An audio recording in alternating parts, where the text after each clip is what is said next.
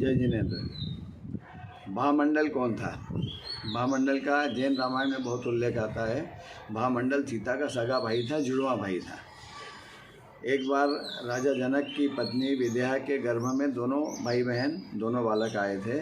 उस समय एक पिछले भाव का बेरी जो देव था वो उधर से निकला। उसको अपने ज्ञान से मालूम पड़ा कि भामंडल इनके गर्भ में है, तो वो उसको मारने के लिए आया। फिर उसने सोचा कि मैं गर्भ में उसको मार दूंगा तो उसकी माँ की भी मृत्यु हो जाएगी। तब उस देव ने सोचा कि ये जब जन्म ले लेगा उसके बाद में मारूंगा।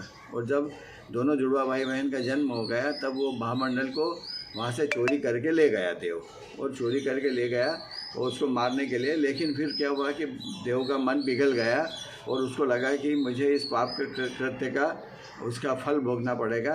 तो उसने फिर उस बालक को वहीं पर जंगल में छोड़ दिया और उसके कान में दिव्य कुंडल पहरा दिए थे, दीप्यमान कुछ कुंडल दोनों कानों में पहरा दिए और छोड़ के चला गया।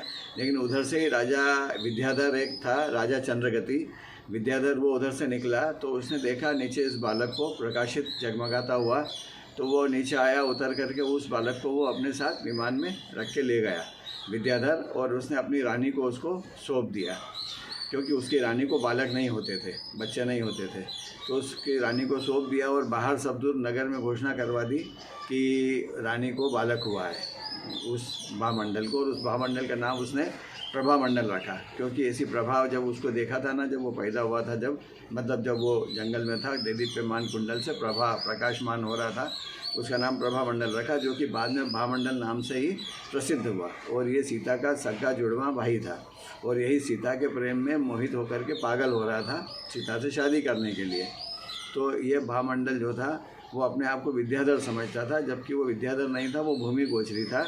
और उसको देव यहाँ से चुरा करके ले गया था, और उसको फिर राजा विद्याधर ने उसका पालन पोषण किया था विद्याधर जैसा, और उसको बहुत सारी विद्याएँ भी सिखाई थी। इस प्रकार ये भामंडल के जन्म की कहानी है।